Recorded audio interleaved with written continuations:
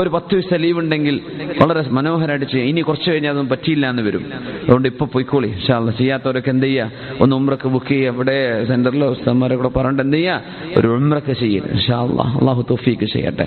ഇടക്കിടക്ക് ഇങ്ങനെ പോകണമെന്ന ഒന്ന് ഒരു ഈമാൻ ഒന്ന് നമ്മുടെ വണ്ടി സർവീസിനുണ്ടല്ലേ, ഇടയ്ക്ക് സർവീസ് ചെയ്യാൻ. ബ്രേക്ക് ഓയിലൊക്കെ പോയിട്ടുണ്ടാവും, ഒരു തക്കുവൊക്കെ പോയിട്ടുണ്ടാവും ചിലപ്പോൾ. അതൊക്കെ ഒന്നൊന്ന് മേക്കപ്പ് ചെയ്യാൻ ഒരാവശ്യമാണ്.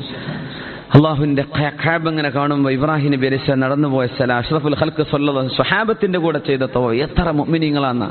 നമ്മൾ ഓരോരുത്തരുടെയും ഖരീൻ, നമ്മുടെ കൂടെയുള്ള മുഅ്മിനായ മുസ്ലിമായ ജിന്ന് നമ്മൾ നിസ്കരിക്കുമ്പോൾ കഅബൻ തവാഫ് ചെയ്ത് അവിടെ ചെന്ന് നിസ്കരിച്ച് തിരിച്ചു വരുന്ന റസൂലുള്ളാഹി ഞങ്ങൾ പഠിപ്പിച്ചു. സുബ്ഹാനല്ലാഹ്, അത്രയും അള്ളാഹുവിന്റെ വളരെ ഇഷ്ടപ്പെട്ട ആളുകൾ എത്തുന്നൊരു പ്രദേശമാണ്.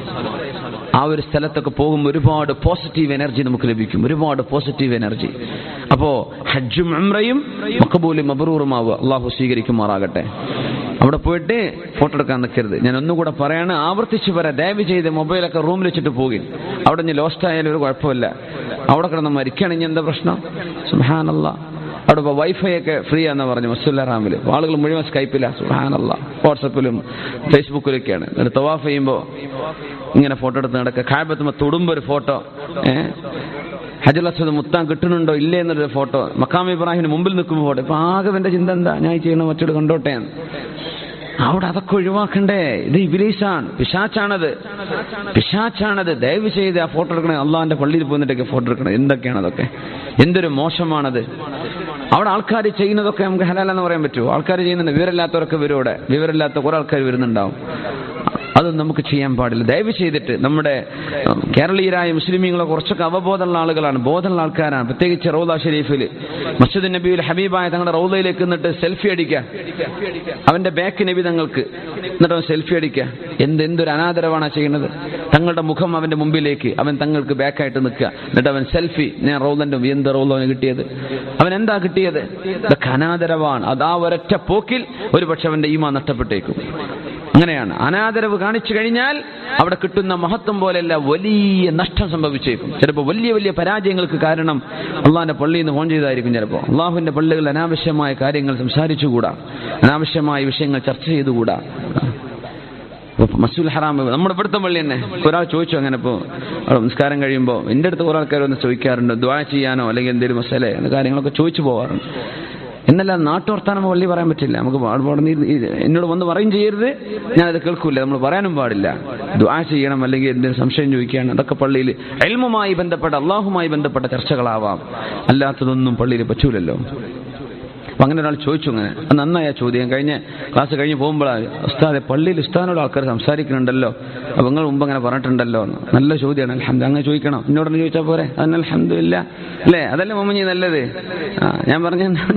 അപ്പോൾ വളരെ എനിക്ക് വളരെ ഇഷ്ടമായി. ആരാ ചോദിച്ചത്, ആരാണെങ്കിലും എനിക്ക് ആളെ അറിയില്ല, പക്ഷെ അതിന്റെ വിഷയം നമ്മളുമായി ചർച്ച ചെയ്യുന്ന വിഷയം അത് എന്തെങ്കിലുമൊക്കെ ദീനുമായി ബന്ധപ്പെട്ടൊരു വിഷയമോടെ ചർച്ച ചെയ്യുള്ളൂ. അതുകൊണ്ടാണത്. ഇപ്പോൾ എൽമുമായി ബന്ധപ്പെട്ട വിഷയങ്ങളാവാം. അപ്പൊ നമ്മുടെ പള്ളിയിൽ തന്നെ നമ്മൾ, ഈ പള്ളിയിൽ നമ്മൾ ഫോട്ടോ എടുക്കുമോ? നമ്മള് അംശസ്ത്രങ്ങൾ വിടുമോ? കണ്ടാല് ആ പള്ളി, അള്ളാഹിന്റെ പള്ളി നിങ്ങൾ ഫോട്ടോ എടുക്കാണ്. ഈ പള്ളിന്ന് പറ്റും, മസ്ജിദുൽ ഹറാമിൽ ചെന്നാ പറ്റുന്നു. സുബ്ഹാനല്ലാഹ്. അതെങ്ങനെ? മസ്ജിദുൽ നബവിയിലും മസ്ജിദുൽ ഹറാമിലും കുഴപ്പമില്ല, ഇവിടെ കുഴപ്പമാണ്, അവിടെ പറ്റൂല. അങ്ങനെയാണ് മനസ്സിലാക്കേണ്ടത്. നമ്മുടെ നാട്ടിലെ പള്ളിയിൽ വിടും. അതൊക്കെ നാട്ടിലെ പള്ളിയിൽ വിടും ഫോട്ടോ എടുക്കാൻ. ഇവരുള്ള ആലിമ്യങ്ങളും ബോധമുള്ള മനുഷ്യന്മാരോടുണ്ടെങ്കിൽ വിടുമോ? ഇല്ല. അപ്പൊ നമ്മൾ മനസ്സിലാക്കി, ഹജ്ജിനും ഉംറക്കും പോകുമ്പോൾ ആ വലിയ കൂലിയൊക്കെ അവിടെ കൊടുത്തു പോരണ്ട. അതൊക്കെ നഷ്ടപ്പെടുത്തിയിട്ട് വെറും കൈ ഖാലി ഹാത്ത് ആയെന്ന് പറയേണ്ടി വരും, ഒന്നും കിട്ടൂല. അപ്പൊ എന്ത് ചെയ്യുക? അതൊക്കെ മാറ്റി വെച്ചിട്ട് പോവുക. പിന്നെ പ്രത്യേകിച്ച് ഉംറക്കൊക്കെ പോകുമ്പോൾ വർത്തമാനം പറയുന്ന ഈ ചാറ്റർ ബോക്സുകളായ കൂട്ടുകാരുണ്ടാവും, ചിലപ്പോൾ അങ്ങനത്തെ വർത്തമാനം പറയുന്ന കൂട്ടുകാരികളുണ്ടാവും. അവരൊപ്പം പോകാതിരിക്കാൻ നല്ലതെന്നാണ്. ഗ്രൂപ്പിലൊക്കെ ആദ്യം പോകണം. ആദ്യം പോകുമ്പോൾ ഉസ്താദുമാരൊക്കെ സ്ഥലങ്ങൾ പോയി കാണിച്ചു തരും. അൽഹംദുലില്ലാഹ്, അറിഞ്ഞു, മനസ്സിലായി, ബോധ്യപ്പെട്ടു.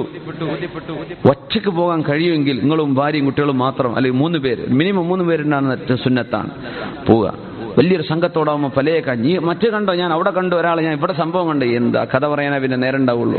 അവിടെ കണ്ടോ നടക്കുന്നതൊക്കെ ചർച്ച ചെയ്തിട്ട് സമയം കളയും. അതുകൊണ്ട് വർത്തമാനം പറഞ്ഞ് സമയം കളയാതിരിക്കാൻ പരിചയക്കാര് കൂടെ ഉണ്ടാവുന്നത് വല്ല നല്ല കാര്യമല്ല.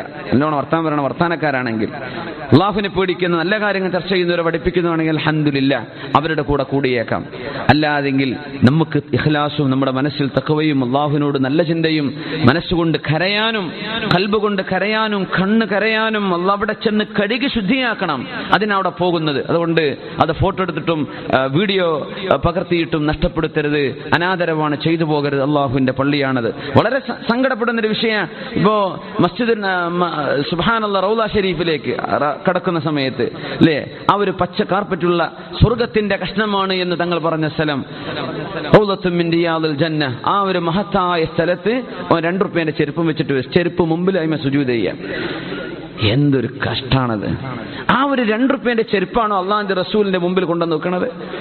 ആ ഒരു പുണ്യമായ മസ്ജിദ് നബവിയിൽ ഈ 2 രൂപയുടെ ചെരുപ്പിനാണോ എത്ര വില? അത് പോയി എന്ന് വിചാരിക്കും, നീ വേറെ വാങ്ങിക്കോ, ഇല്ലെങ്കിൽ ചെരുപ്പില്ലാതെ നടന്നേക്ക്, എന്താ കുഴപ്പം? ഇമാമുന മാലിക് റളിയല്ലാഹു തആല അൻഹു ചെരുപ്പ് ധരിക്കാതെ ആ മദീനത്തിൽ ജീവിച്ചത്. അന്ന് മദീനയിൽ പേവ്മെന്റുകളില്ല, ഇന്റർലോക്കുകളില്ല.